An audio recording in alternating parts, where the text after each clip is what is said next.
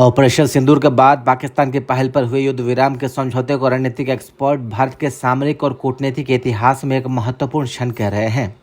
पाकिस्तान के साथ 2025 का युद्ध विराम का समझौता जो पूरी तरह से भारत की शर्तों पर हुआ, उसे मोदी के नेतृत्व वाली सरकार के लिए एक महत्वपूर्ण भू राजनीतिक जीत के रूप में देखा जा रहा है। और इस पर बात की रिटायर्ड IRS विनोद सिंह से लाइव तक ने। आइए जानते हैं कि उनका क्या कुछ कहना है।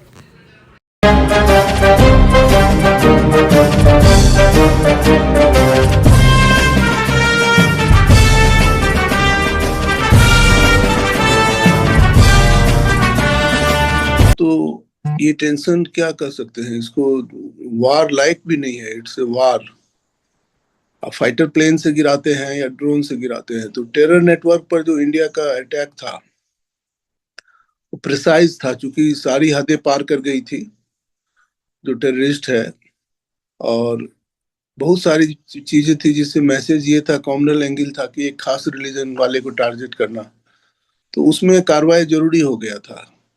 क्योंकि भारत जो है, हमारा जो कमिटमेंट है ह्यूमैनिटी के प्रति, तो हम लोग डिस्क्रिमिनेट नहीं कर सकते रिलीजन में और उसमें। तो हमारी एक आइडियोलॉजी है कि सारे इंसान बराबर है। तो पाकिस्तान का जो टेररिस्ट नेटवर्क को और इस्लामिस्ट जो है, इस्लामिस्ट मतलब फंडामेंटल इस्लाम, नॉर्मल जो इस्लाम को फॉलो करता है वो नॉर्मल है, तो जो इस्लामिस्ट है उसको सपोर्ट करना जो है, उसमें कंपलसरी हो गया था कि भारत जो है, कोई ऑप्शन नहीं था कि कार्रवाई करे। तो वो कार्रवाई जो है वो 9 जगह किया है, 14 जगह किया है। जितना टेरर नेटवर्क है वो सबको ले ले, और मेरे हिसाब से अगर बॉर्डर क्रॉस करना पड़े, अगर जरूरी लगे तो बॉर्डर भी क्रॉस करे, और पाक ऑक्युपाइड कश्मीर को ले सकता है भारत, क्योंकि हमने communal basis of division of country को नहीं माना है। We are one nation, Hindu, Muslim, Sikh, ईसाई, Parsi and Jews living in India are one nation. तो हम टू नेशन को नहीं मानते हैं, तो हम क्यों मानेंगे कि मुस्लिम हमारे भाई नहीं है, अलग है। हम तो भाई मानते हैं। तो इसलिए जो है सो एक नेशन हो, और चाइना से एडजस्टमेंट करके, चाइना को अभी टैरिफ के क्षेत्र में रिलीफ की जरूरत है, बहुत सारी चीजें हैं, तो भारत जो है वैसी सुविधा चाइना को दे सकता है। और बदले में चाइना का जो इकोनॉमिक कॉरिडोर है, जो रोड है, उसको भारत डिस्टर्ब नहीं करेगा, और उसका जो बेनिफिट है भारत लेगा, भारत का भी ट्रांसपोर्टेशन में काम देगा। तो चाइना से एडजस्टमेंट करके, लेन देन करके उसको सेटल किया जा सकता है। तो चाइना न्यूट्रल रहेगा। अगर भारत डिप्लोमेटिक कोशिश करे तो उस हालत में हम वो पाक ऑक्युपाइड जो कश्मीर है उसको लेने में कोई प्रॉब्लम नहीं है। और उस समय महाराजा हरि सिंह ने कहा था कि पूरा ले लो, हमने तो पूरा कश्मीर दिया था। तो बहुत सारी चीजें हैं, तो उसमें भारत का अप्रोच सही है। और ये वार में एस्केलेट हो रहा है, तो वार में भारत की कोशिश है कि नहीं एस्केलेट कर, लेकिन पाकिस्तान रोज नए नए क्षेत्र में जा रहा है, सिविलियन एरिया में बम्बिंग कर रहा है। भारत जो है टेररिस्ट एस्टेब्लिशमेंट पर किया, तो इन्होंने मिलिट्री पर किया, फिर भारत भी मिलिट्री पर गया। तो ये एस्केलेट नहीं करे, लेकिन वार है, अगर जरूरी पड़े तो कुछ भी किया जा सकता है, वो नेचुरल है। To every action there is equal and opposite reaction, Newton का जो है सो थर्ड लॉ है। भारत का था कि पहले एक्शन नहीं होता था, एक्शन होता था तो रिएक्शन नहीं होता था, और एक्शन करने वाले जो थे, जो टेररिस्ट फोर्सेस थे या जो डेरिगेटरी जो कॉमनल फोर्सेस थे, उन लोगों ने सोचा कि भारत है, भाषण दे के रह जाएगा। तो इसको जो विषैला पौधा है, जो ये भेड़िया है, उसको शुरू में ही फिनिश करना जरूरी है। टेररिज्म को फैलने देना ठीक नहीं है ह्यूमैनिटी के लिए। तो भारत का एक्शन सही है, और भारत जो है सो इस पर जो कार्रवाई किया है वो बिल्कुल अप्रोप्रिएट है, क्योंकि उसको सत्याग्रह के विधि से या उपदेश दे के तो ठीक किया नहीं जा सकता। और जब एक नेशन का सपोर्ट है, पाकिस्तान जैसा नेशन जो है, they are with the terrorist, तो उस हालत में तो टेररिस्ट को फिनिश करना ही ठीक है। देखिए, न्यूक्लियर है तो भारत भी न्यूक्लियर है, और न्यूक्लियर के डर से जो है सो हमारे मनमोहन सिंह जी के गवर्नमेंट के टाइम में कत्लेआम कर दिया था। वसंत मॉल में विस्फोट, सरोजनी नगर में विस्फोट, रोहिणी में विस्फोट, कनॉट प्लेस में विस्फोट, और भारत कुछ नहीं कर पा रहा था। एक शाहिर लुधियानवी की बहुत अच्छी कविता है, शेर है, बड़ा ही विद्वान थे, बड़ा ही अप्रोप्रिएट लिखा है कि जालिम को न रोके वो शामिल है जुर्म में, कातिल को न टोके वो कातिल के साथ है। हम अमन चाहते हैं मगर जुर्म के खिलाफ, अगर जंग लाजमी है तो फिर जंग ही सही।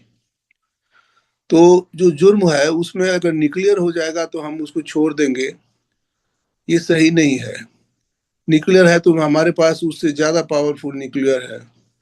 अगर भारत को कहते हैं कि हमारा जो वैदिक संस्कृति है सनातन धर्म की, उसमें कहते हैं कि जो जीवन जो है वो यज्ञ है, हवन की अग्नि है, और हम जो हैं उसमें समिधा की तरह है।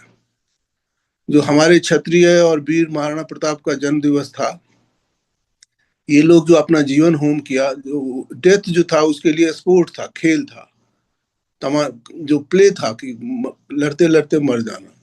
चूंकि हम समिधा की तरह हैं, यज्ञ में हम हवन की तरह हैं, तो राष्ट्र को जब मजबूत करना होता है तो हवन में समिधा जाती है, जो सामग्री है जलती है। तो हमें ये नहीं है कि हम सुसाइड कर लें या ये कर लें। डिप्लोमेसी में और मिलिट्री साइंसेस में बहुत सारे उपाय हैं, तो भारत उसका यूज करे और पाकिस्तान की जनता को मिनिमम क्षति हो। क्षति तो जरूरी है, प्रेशर में आए, जो टेररिस्ट नेटवर्क को सपोर्ट करता है उसको चोट पहुंचाना जरूरी है, लेकिन लिमिटेड में किया जा सकता है। हमको नहीं लगता है कि वो जो कायर हैं, जो निर्दोष को निहत्थे को मारते हैं, वो इतने बहादुर होंगे कि अपने आप को न्यूक्लियर में झोंक लेंगे। ये ऐसे बहादुर जो है वो भारत में ही हुआ करता है। बहादुरी की जो परीक्षा है, जो हमारे जवान हैं या हमारे जो सैनिक हैं, वो अल्टीमेट है। वो नहीं टिकेगा, सरेंडर करेगा, और क्या है, सरेंडर करवा ले, और न्यूक्लियर यूज करेगा तो भारत भी न्यूक्लियर यूज करे। भारत 140 करोड़ का देश है। अगर आधे मर जाते हैं इसके बाद भी जो है सो 70 करोड़ जो है वो भारत में बच जाएगा। लेकिन पाकिस्तान का क्या होगा? तो वो कायर है, और कायर की इतनी हिम्मत नहीं होगी कि प्रयोग करेगा। अगर प्रयोग करता है तो हम तो बता ही चुके हैं कि हम जो है सो यज्ञ में संविधा की तरह हैं, और भारत जो है उसको एक बार जब वार में चले गए तो हमें फिर इन चीजों से नहीं सोचना है, न डरना है। और लेकिन हम उनको सरेंडर का मौका देंगे, ऐसा नहीं करेंगे कि उनको ये करेंगे, और जनता को कम से कम तकलीफ हो ये ध्यान रखेंगे। तो न्यूक्लियर कोई बड़ा इशू नहीं है, वो सेटल हो सकता है। जब सैनिक जो है वो बॉर्डर क्रॉस करता है टैंक लेकर के, गन लेकर के और हथियार लेकर के, तो ये ट्रेडिशनल कंसेप्ट है। मुझे 30 इयर्स पहले, मैं इंटरनेशनल एयरपोर्ट पर जॉब कर रहा था, तो हमको एक एयरफोर्स का ऑफिसर आया था। उसको हमने पूछा कि क्या हो रहा है, भारत जो है सो लेटेस्ट वेपन, लेटेस्ट प्लेन जो है एवियोनिक्स जो है एक्वायर कर रहा था, कोई सुखोई था या क्या था। तो उसने बोला कि आगे की जो लड़ाई है वो ट्रेडिशनल नहीं रहेगी, वो ड्रोन से और पायलटलेस फाइट हो जाएगा। तो वो हम देख रहे हैं। तो संजोग से हमारे जो ड्रोन की व्यवस्था है वो भी बहुत सक्सेसफुल रहा है, और जो ब्रह्मोस सिस्टम है, जो सुदर्शन चक्र वाला जो कंसेप्ट है, वो बहुत ही काम कर रहा है। तो शायद उसी नौबत नहीं आए, अगर आएगी तो एयरफोर्स लड़ेगा, आर्मी लड़ेगी, और उसमें शायद ज्यादा आसानी होगी भारत को। जो है वो भारत और पाकिस्तान के बीच ही है। अब कुछ लोग अपनी मित्रता दिखा रहे हैं, जैसे टर्की है, टर्की है, तो वो इस्लामिस्ट फोर्सेस के सपोर्टर हो गए थे। उस समय आईएसआईएस में जो ज्वाइन करना चाहता था भारत से या केरला से या कहीं से, जो लोग गए थे वो टर्की होके जाते थे, और वहां से उसको एंट्री मिल जाती थी। तो इन्होंने जो है सो वो जो सोफिया वाला जो मस्जिद है, जिसको क्रिश्चियन लोगों का मोनूमेंट था, उसको कमाल पाशा ने जो है वो मतलब नमाज वहां बंद कर दिया था कि ये मुस्लिम का क्रिएशन नहीं है, क्रिश्चियन लोगों का है, तो मुस्लिम वहां क्यों नमाज पढ़ता है। लेकिन उसको फिर उन्होंने चालू कर दिया, तो रेट्रोग्रेड स्टेप लेने में बहुत आगे है। और उनकी उन्होंने ड्रोन प्रोवाइड किया है पाकिस्तान को, लेकिन वो चल नहीं पाया। उन्होंने बेड़ा भी भेजा है अरब सागर में, तो ज्यादा उनमें ताकत नहीं है। अरब सागर में बेड़ा है तो वो बेड़ा डुबाया भी जा सकता है। इसीलिए कोई बात नहीं है, इससे भारत को डरने की जरूरत नहीं है। और जब हम लड़ने के लिए आए हैं तो लड़ेंगे। विचार है कि चाइना को भारत डिप्लोमेसी से गुड फेथ में ले ले, और चाइना का स्टेटस को रहेगा, जो इन्वेस्टमेंट है वो इन्वेस्टमेंट प्रोटेक्टेड रहेगा। चाइना का जो इंटरेस्ट है उसको नहीं करेंगे, उल्टे हम कुछ फैसिलिटी भी दे देंगे। जो अमेरिकन टैरिफ वार में जो लॉस हुआ है, तो भारत इस हालत में है आज के डेट में, वर्ल्ड के स्ट्रॉन्ग मार्केट में से है, तो थोड़ी सी चाइना को रिलीफ देगा और चाइना से बात करके सेटल किया जा सकता है, क्योंकि टेररिस्ट के डायरेक्ट सपोर्ट में चाइना भी नहीं है।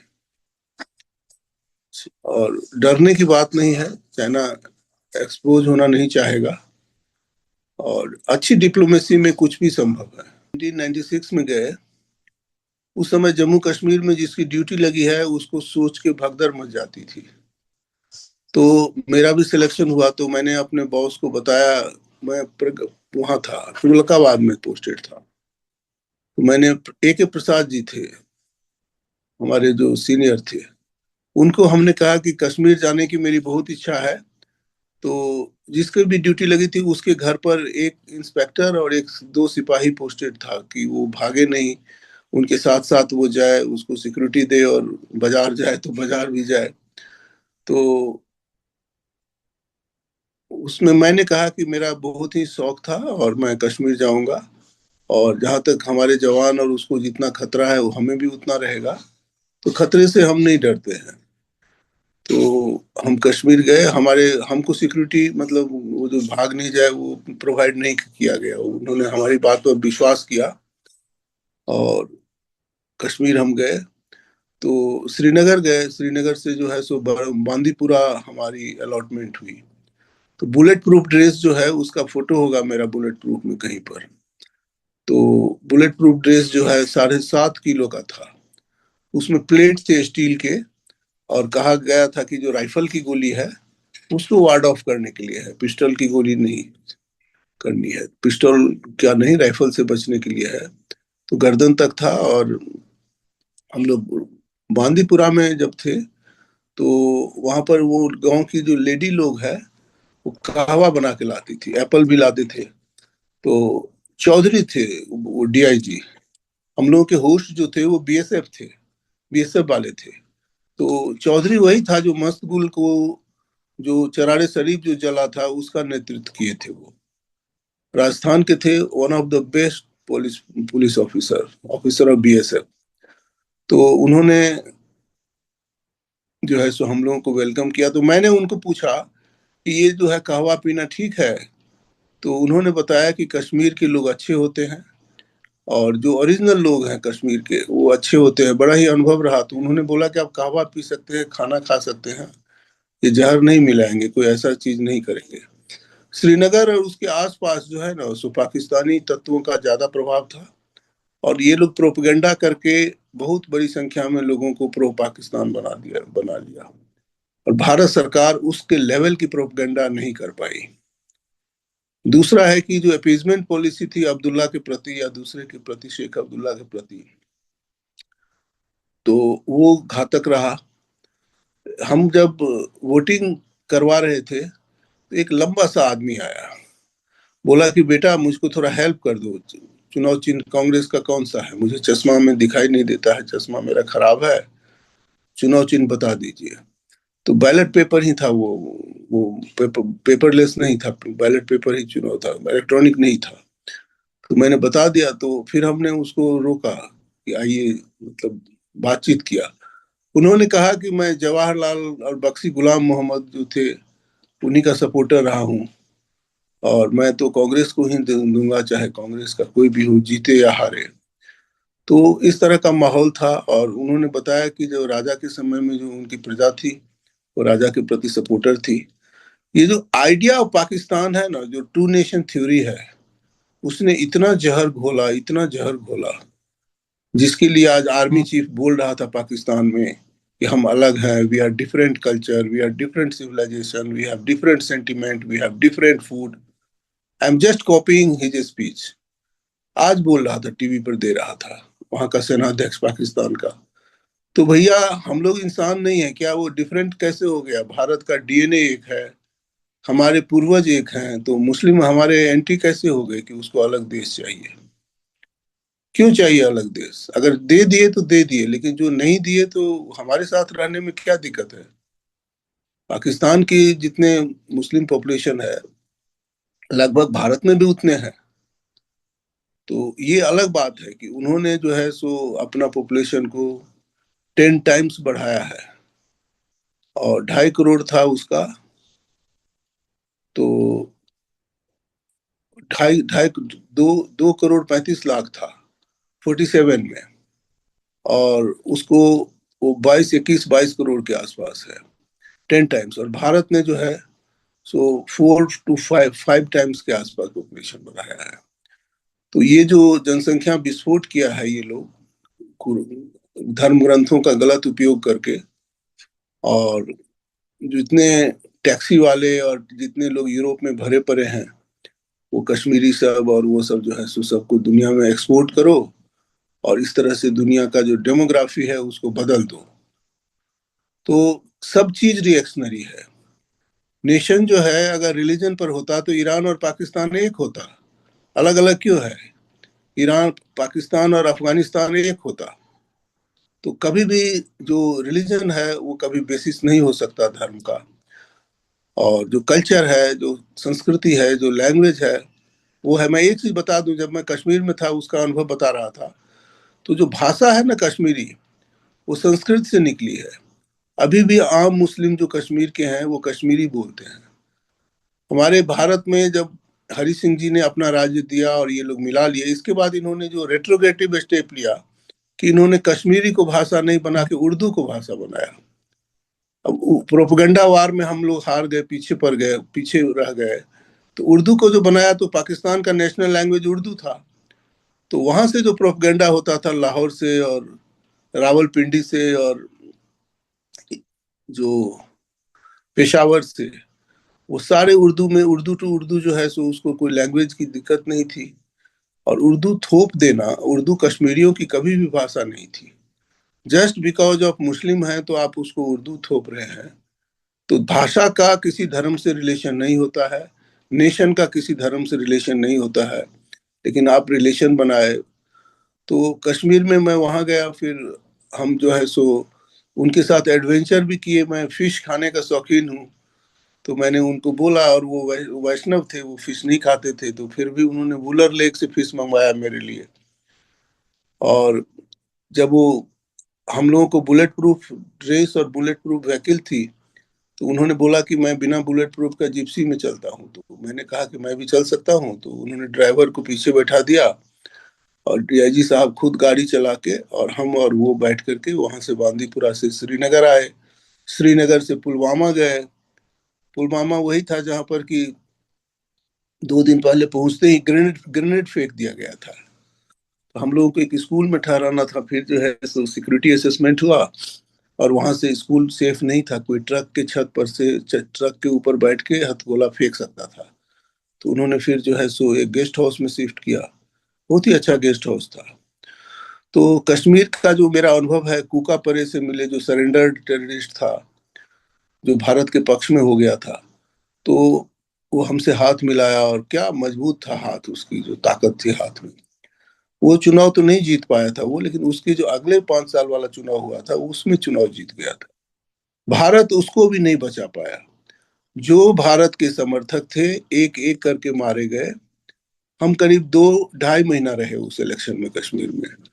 और जो मतलब पुलवामा में जो रुके थे, जिसमें हम उनके साथ बैठ करके बिना बुलेट प्रूफ के जो है जिप्सी में बैठ के गए थे, तो पुलवामा का मैं बताता हूँ ज्योग्राफी, जो धरती पर स्वर्ग है। पुलवामा के गांव में पानी जो है सो पहाड़ पर झरना गिरता था, उस झरने से पानी गांव में इंटर करता था। जहाँ एंट्री होती थी वहां लोग पीने का पानी यूज करता था, उसके बाद मुंह धोने का, उसके बाद नहाने का, उसके बाद बर्तन साफ करने का, उस जो आता है, नाला बना हुआ था, कच्चा नाला, उस समय पक्का नाला नहीं था। हम लोग भी उसी में स्नान करते थे, क्योंकि बड़ा ही मतलब वो था। और लास्ट वीक ऑफ अगस्त और सितंबर का महीना था, तो गर्मी बहुत नहीं थी। तो वहां पर हम लोग रहे। और जो पुलवामा है उसमें टेररिस्ट की हालत मतलब ठीक थी, मतलब वहाँ अच्छी अच्छी हालत नहीं थी। वहाँ के लोग एक्टिविस्ट ज्यादा थे, एंटी इंडियन एलिमेंट्स वहाँ ज्यादा थे, जैसे बाद में भी रहा है। लेकिन उसकी जो ज्योग्राफी थी कि झरने से पानी आना, और सबसे लास्ट में शौच करने जाते थे लोग, शौच के बाद वो पानी धान के खेत में जाता था।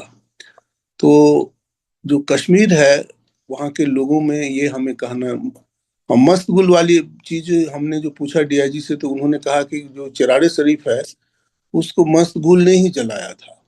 जबकि हम दिल्ली के अखबार में पढ़ रहे थे कि हमारे जवानों ने जला दिया, मस्त गुल का नाम ले रहा है। धीरे धीरे मुझे जो है ना, मैं हार्डकोर सेकुलरिस्ट रहा हूँ, और धीरे धीरे मुझे लगा कि जो सेकुलरिस्ट में, सेकुलर में जो एक स्यूडो का सेक्शन है, जो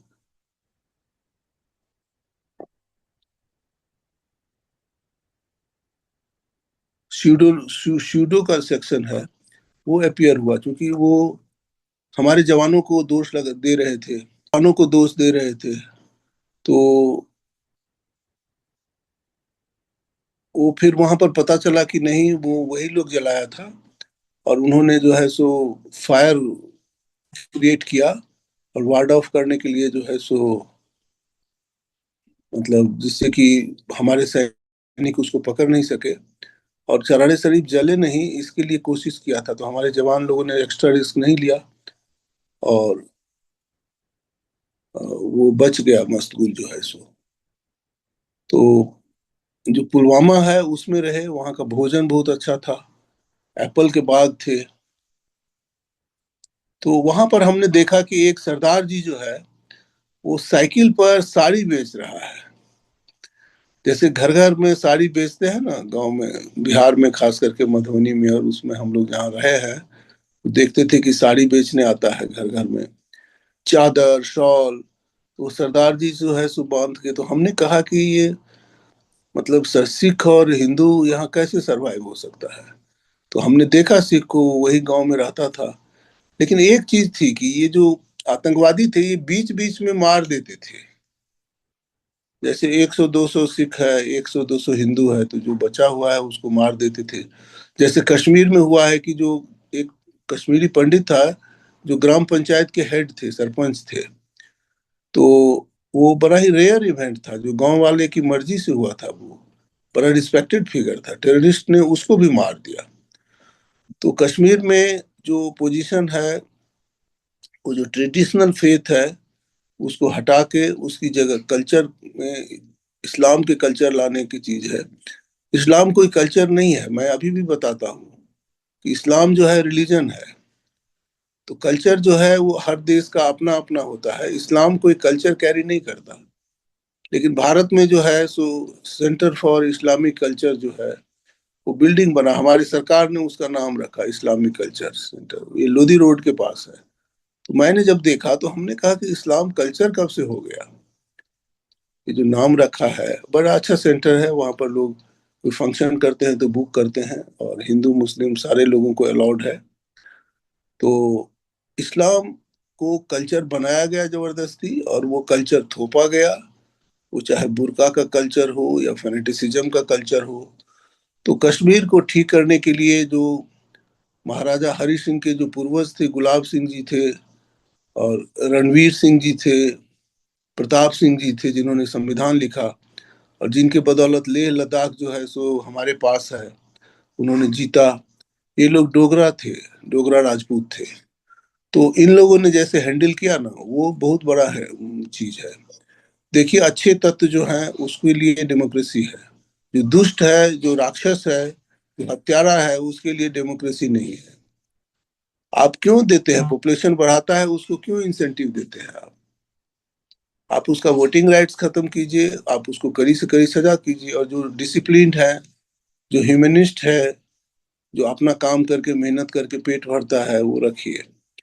तो जो कश्मीर का संविधान था, वो जो हरि सिंह जी के जो पिताजी थे, प्रताप सिंह, उन्होंने ड्राफ्ट किया था। तो कश्मीर ही एक ऐसा राज्य था भारत का। राज्य क्या मतलब, it was a semi sovereign type of status. उसमें संविधान था, कॉन्स्टिट्यूशन था। तो उसके कॉन्स्टिट्यूशन में कोई भी मुस्लिम से भेदभाव नहीं था। सबको अपने अपने दायरे में अपना अपना राइट दिया गया, और कोई भी ऐसा काम नहीं करेगा कि दूसरे धर्म वाले को डिस्टरबेंस होगा। तो कश्मीर को जहां पर बता दिए कि प्रताप सिंह वाली जो फिलॉसफी थी कि जो ताकत से कंट्रोल में आएगा उसको ताकत से करो। हमारे लोग वहां भी, कश्मीर का जो मेरा अनुभव है, और मैं ढेरों किताब लेके गया और हमने लोगों से खूब बात की। हम जो वहाँ के जो बीएसएफ के ऑफिसर्स थे, आर्मी के ऑफिसर्स थे, वो बहुत बहुत दिन तक कश्मीर में रहे थे। उन लोगों से लंबी बातचीत की। उन्होंने कहा कि कश्मीरी लोग बहुत अच्छे होते हैं, आप उनका भोजन, उनकी चाय पी सकते हैं, और घटिया लोग नहीं होते, अच्छे लोग होते हैं। लेकिन एक चीज था जो राजा की फिलॉसफी थी और राज्य करने की है, वो गोपाल सिंह नेपाली की एक कविता है कि जाकर कह दो दिल्ली से, चरखा देश चलाता है, शासन चलता है तलवारों से।